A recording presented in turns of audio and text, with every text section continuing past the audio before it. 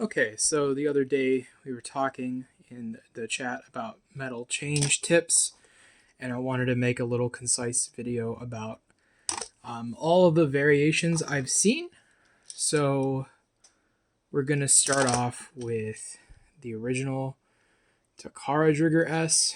This one has the little rim above this right here. As you can see, there's a tiny piece of plastic, a tiny rim before the metal tip starts.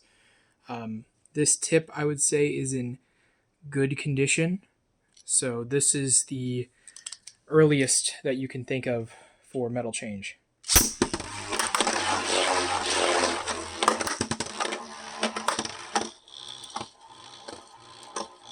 You kind of see that classic pattern that we know, where it gets kind of knocked onto its side.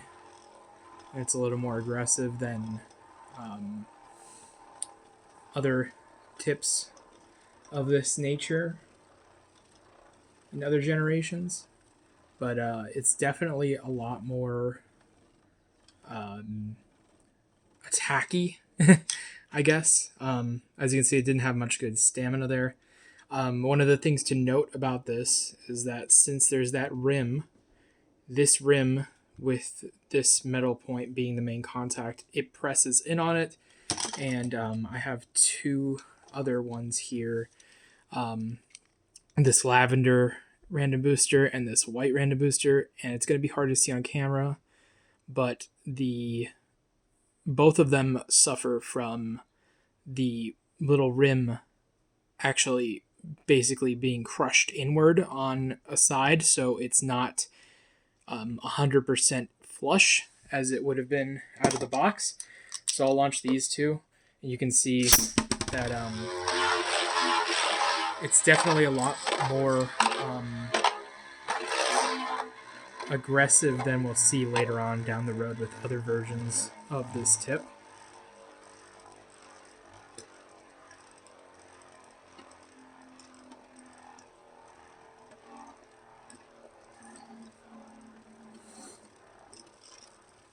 As you can see, this is kind of what the other one was supposed to do, kind of have that, but as you can see, it's kind of unbalanced, and that's because of the little rim there, preventing it from being balanced as it once was out of the box.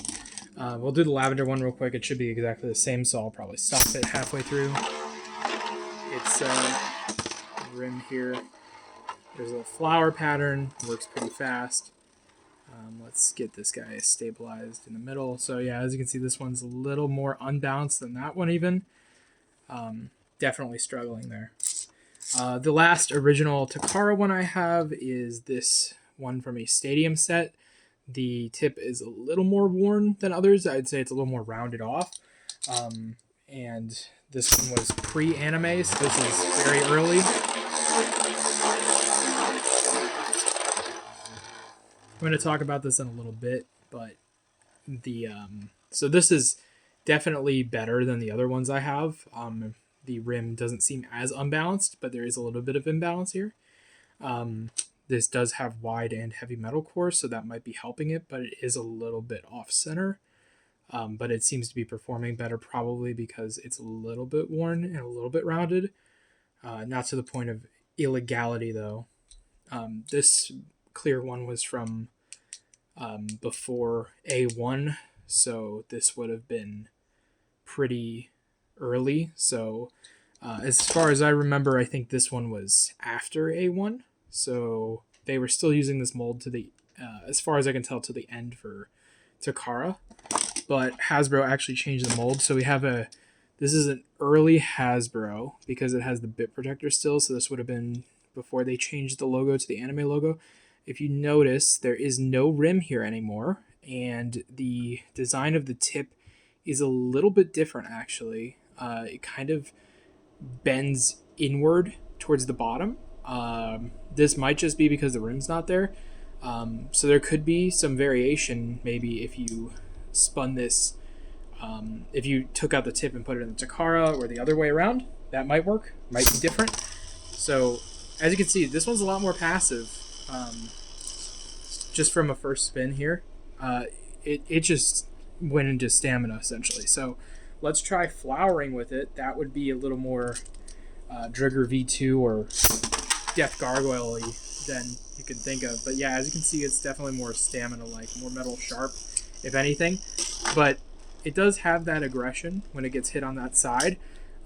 This is in good condition. There's nothing wrong with this tip. I'm gonna, hopefully this one doesn't fly out, but this would be a later Hasbro one. This one is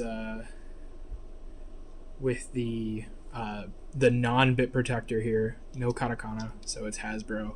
No rim, so it's Hasbro. Hopefully the bit, the base clips don't fly out on this. Yeah, there you go, it didn't fly out. So as you can see, this one a little more aggressive, but also, yeah, it's definitely more stamina-like than the other ones. So there's variation there. I'm going to try and get a good launch on one of these, a really aggro launch.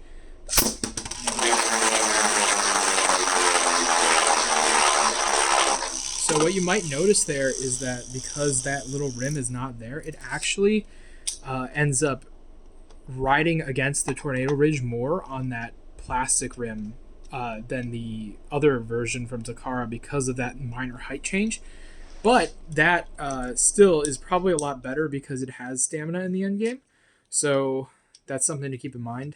This might require further testing from somebody who has the time. So now we're moving on to the V2s with the customized metal change base. So this is a Takara Mold 2 Trigger V2. And I think this will be most people's experience. It seems like this is the more common mold. So yeah, it's definitely the more sharp mold of the two. As you can see, it's not really moving a lot. This is the one my wife uses in tournament. Has been. This one was new in the box. It was a hyper red Fukubako one. As you can see, this one a little more aggro there, but it definitely seems to be more aggressive than the other one, but it still has that stamina kind of pull to it. So, you know, you can get those, but it also rides around. This is how I believe it should function. This is what you kind of want it to be like. Again, these variations might be better depending on your purposes or what you're kind of going for, but it might be worth looking into. This one obviously is more basic and than the other one. So here's a Hasbro one, kind of a rarity here. A Hasbro Trigger V2. This one actually has the aggressive mold. So no saying that this could be the one or not. We really, there's not a lot to know. But as you can see, if you bank here, you're getting more of that stamina. But we get that aggressive pull. Aggressive flat launch. Definitely better on the Hasbro one. This one definitely seems to be the aggro mold. Yeah, the spike is barely out there. The Takara one, the spike is quite noticeable actually. So definitely, if you want to get a Trigger V2, I would be on the lookout for different molds. But obviously, as you can see, the hyper red one here seems to be more in line with Hasbro. So there's a potentiality that the Mold 1 Trigger V2s, maybe they had the aggressive tip, and then they changed it to Mold 2 for the attack ring and support part, and then they messed up the tip, possibly, and then they went back with Hyper Red because that would have been the last release from Takara. So this one would have had the updated mold and the updated tip, possibly. And then we get... that being said, I do have another one here. Maybe this is worth testing to see how it is. I'll just throw Trigger S's attack ring on here real quick and see. This is the base of one of my regular V2 reds. So let's see. Yeah, this one's actually passive. So yeah, that would have rid the ridge if it was the aggro mold. And from what I can see, it looks like the passive mold. So it seems like there just might be variation between the two, and it could just be because it's such a subtle tip, and obviously it seems like it's difficult to produce. That might just mean variation, but it might be nice to think that Hasbro got it right eventually with their Trigger V2. That being said, this is the, let's see here, this is the non-Magnacore version. So this would have been the later BBA Championship green and blue box one. So this would have been later on. So this would have been at the end. So yeah, no, it's definitely good to note these differences in bases. But yeah, as you can see, we have, there's an aggro one, there's a non-aggro one for red. We of course know that there's got to be a gray one out here for Takara that is functional like the aggro ones here. Hasbro has the aggro one at least, although Hasbro's Magnacore Season 2 stuff is kind of rare. So yeah, and then of course we got all the variations of Hasbro. Hasbro's stuff is got that no rim, probably better, but the tip might be better on the Takara one, so that could be worth testing for some people. But yeah, that should cover all of it. Not really gonna pull out Dark Death Gargoyle or Dark Effigy MS. Those, as far as I can tell, are all consistent. I've never really seen any passive or non-passive versions of those. Nor do I have alternate variations like the Hasbro release.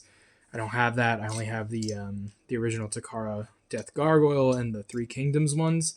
And as far as I can tell, they perform exactly the same. So this should cover it. If anybody has any questions or wants to test or talk further, we can talk about this anytime in the competitive chat on BSB Reproducers or the Plastics HMS channel on the WBO.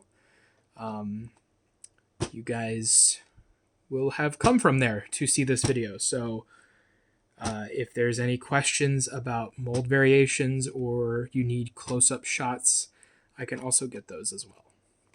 Thank you for watching.